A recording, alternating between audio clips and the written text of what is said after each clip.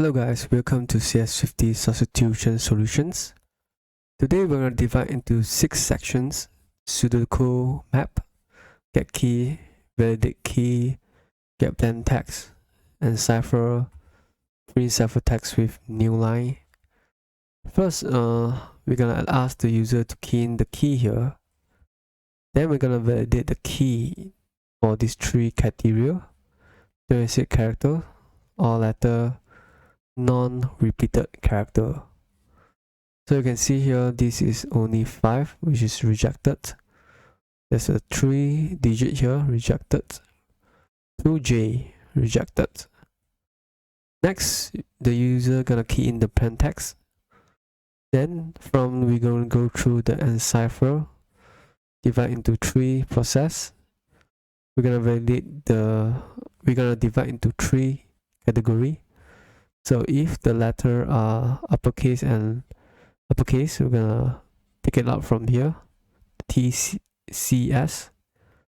Which if the lowercase, we're gonna take it HISIS, and we're gonna take off the non-letter space and 50 dot.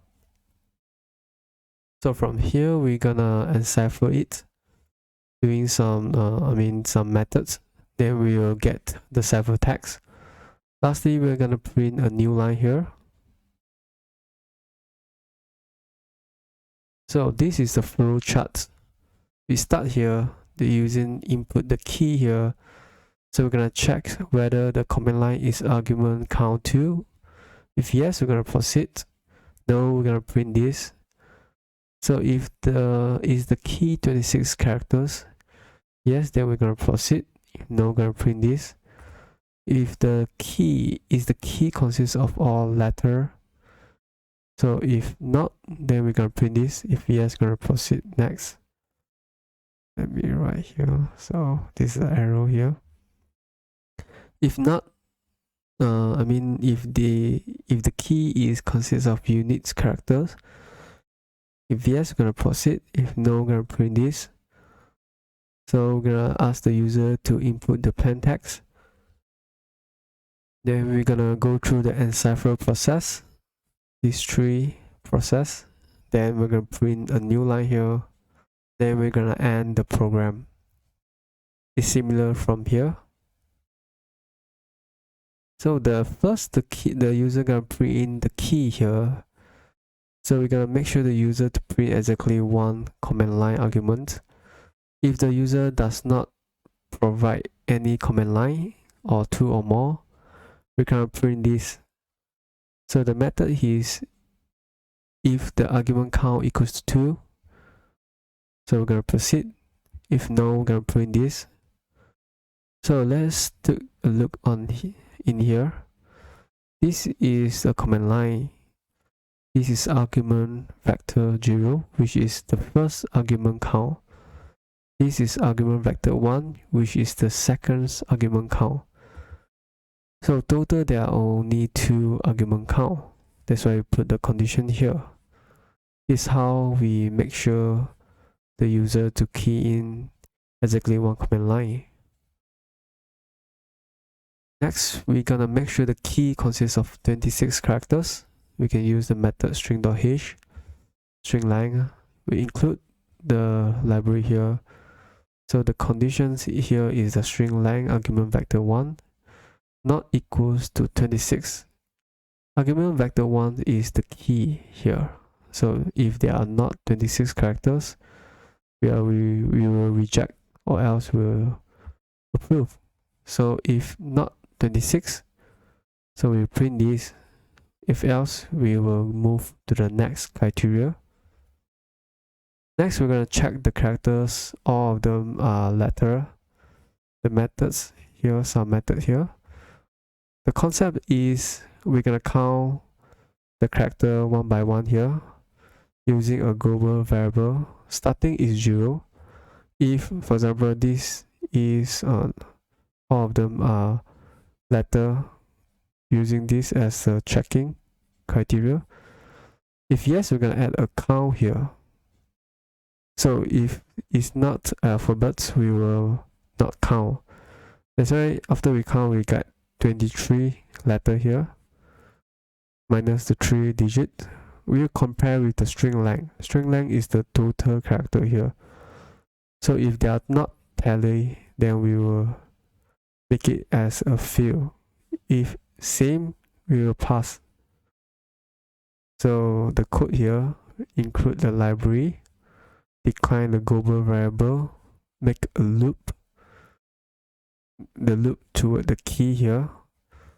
So check if the character is letter using the is alpha here. So if, for example, the J here is a character, if is a letter, so we add 1 here, then 2, then so on toward the end. So after we get the value here, we will compare, we create another if. So if the conditions, if the count key characters is not equal to the string length argument vector 1. So if both of them are not equal, so this is the statement that we print out, or else we will proceed to the next criteria. So the next one, we have to check whether the key does not consist repeated characters. So this is the method here. The concept is we're gonna create a global variable, then we loop through here to check whether there's a repeated character. So first, initializing is 0. If, for example, there's a repeated character J here, we add 1 count here. So we're gonna compare with the initial variable. For example, initial variable is 0, and after we count, we have 1 here, means fail, or else is pass. If fail, we're gonna print this statement. So include the library, decline the global variable, repeated characters 0. So we're gonna create a loop here. This loop is the key loop. You can see the J here, string length argument vector 1, which is the key here. Then from here, we're gonna create another loop. So which is the K equals to J plus 1. It means J is 0, K is 1. So we're gonna force all of them become the lower case. So we're gonna compare same case. Then you can see, for example, J0 is J here, K1 is here. So we're gonna compare with J, compare with K1, then something like that. Then with the J, we'll compare with K2, then till the end of K25. Then we can notice that the J0 is the same with the K25. If they are equal, we'll plus here. It means that from this example, this will be 1. So after we compare with the J0, we'll go plus another 1 because there's a J plus here. Will become the J1 here, compare with K2, then K3, then K4, and K5. Next, the J2 will compare with K3, K4, K5, and so on. So this method helps us to identify the duplications in the key here. So after we get this value here, we will use if-else conditions. If the count repeated character is not equal to 0, which is not what we want, we will print this statement here, or else we will proceed. Okay. So next is the plaintext. We're gonna ask the user to key in the plaintext. Use the getString here, include the library here, decline the string, use the getString. Encipher process. We have to iterate one by one of the plaintext. divided into 3 categories: uppercase, lowercase, and others. So the methods here for loop: string length is alpha, is upper, is lower, is to upper, to lower. So we have these two formula here. First, we go through the CS, which is ciphertext sequence. So the P here is a plaintext as ASCII. For example, this one. We minus with the case here. If uppercase is 65, if lowercase is 97. After we get this value here, we can plug it here. So if uppercase, we're gonna force it here. Lowercase, force this one. So this is another formula. For example, we take a look here. The user key, the key here, the plaintext. So what is the process from here to here? So the plaintext here, we're gonna separate into 3 categories. For here, there's only 2. So the uppercase here, the CS, for example, this formula, the P and the plaintext ASCII, which is the A is 65. That's why the 65 is here. Then is uppercase, we put it here, is equals to 0. As for the lowercase, same. The lowercase b, the ASCII is 98. That's why I put the value here. Minus 97 is 1. So no matter what is the uppercase or lowercase of the key, we're gonna force it using the upper to upper or to lower. So you can see the sequence here is 0. 0 means J here. 1 means the T here. This is like replacements of our standard alphabet letter A, B, C, D, E, F, G, and so on to replace with this one. So you can see we get the J, for example, we get the J here, or the lowercase, we force it to uppercase. So the C, which is this one, is equals to J. This one, C, is equals to T, lowercase.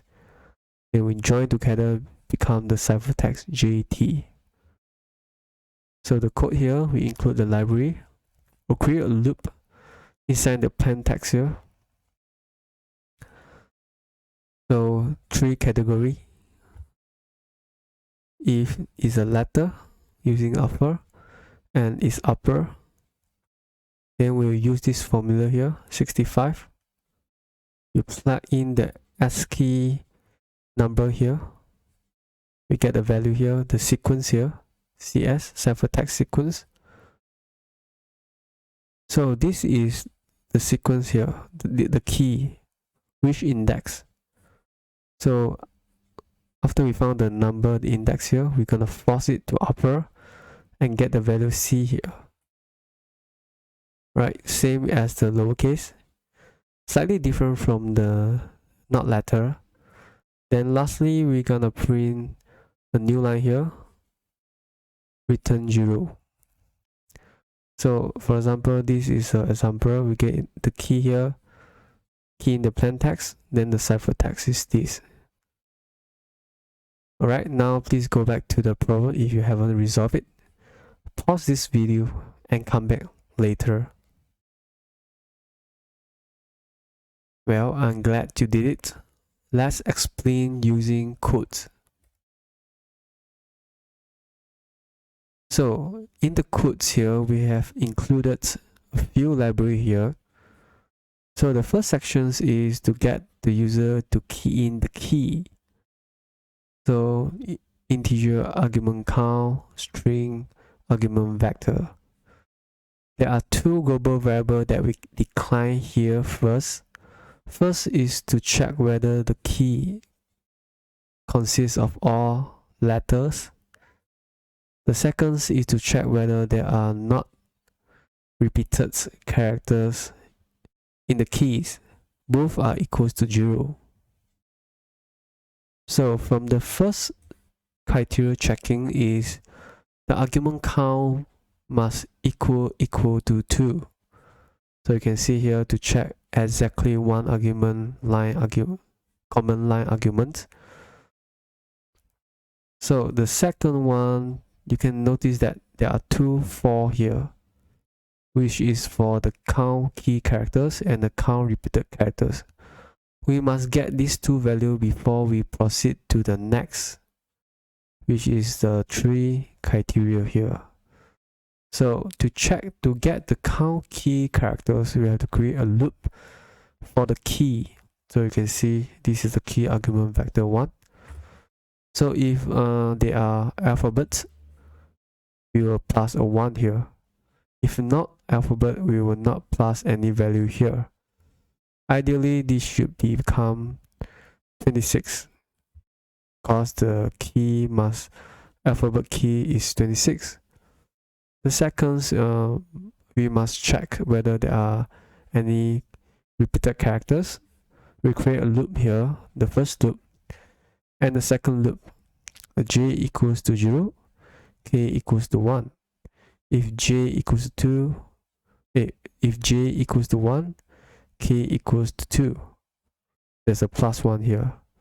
So it will become something like j0 compared with k1, j0 compared with k2, j0 compared with k3, and so on. Before we check, we have to force it to change the key to all lowercase. It means there are no different cases. If different cases, the condition here might be some different. This is not what you want. So after we compare lower with lowercase, if any repeated characters, they will plus a value here. Ideally, should not have any value, should be equals to the initial value, which is 0. After we found these two global variables, then we start our criteria checking. The first is the string length must equal to 26. If not equals to 26, this is not equal symbol. If the key is not equal to 26, we will return 1 here, which will print this statement and return 1. You can see now we are all compared with the field criteria, which is return 1, return 1, return 1. Print a statement here, print a statement here, print another statement here. So if not equal to 26, we will categorize as a field criteria, return 1 here. So if not all consists of all letters, so we will get, after we found the global variable here, we check if all the characters are alphabets. So if alphabets, we have for example 26, it should be equals to the string length here. If not, it means that there are some characters which is not letter. So that's why we print this statement, which is field criteria. So else if we have to check there are no repeated characters. If the global variables is not equal to 0, it means it could be, for example, there are 1 repeated character, you have value of 1. Not equal to 0 means it means field. So that's why we print a return 1 here. So those are field criteria. If we all pass the criteria here, we move on to the next steps here. So the user will key in the plaintext here, and we print the cipher text here. So we'll go through this 5.1, 5.2, 5.3. So divide into 3 categories: letter and uppercase, letter and lowercase, and not letter. So we go through a loop on the plaintext using the string length and the loop. If the characters is alpha and uppercase, then we plug into this formula, get the ASCII decimal and minus 65, get the value here, and plug here. This argument vector 1 is the key. This value is like the index of the key. So then we force it to the upper and we print out the character. If it's lower, is the alphabet and then it's lowercase, we plug into 90, change the value to 97, get the sequence as the index number in the key, force it to the lowercase, then we print out the characters. If there is not belong to these two, we print it as it is. So after that, we print a new line here, or return 0. So we can see all the field criteria, we have 1 here. They only have 1 0, return 0 here. You can see all is 1 for those field criteria. Okay, so let's check with the example here. Okay, let's copy this.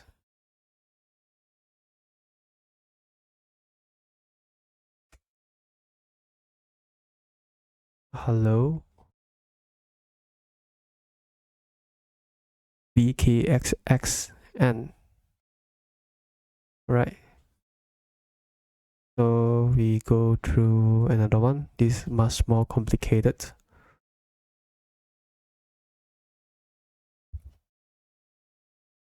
The plain text is the hello world. So GRSSB, YBWSP. So what if something like this? So as I say, we have to print this statement depend on what error is it. Right, 26 characters, correct. So if no key here, oh, yep, this is what we should print out. Same if more than 1 key. Right, it's correct. So how about this?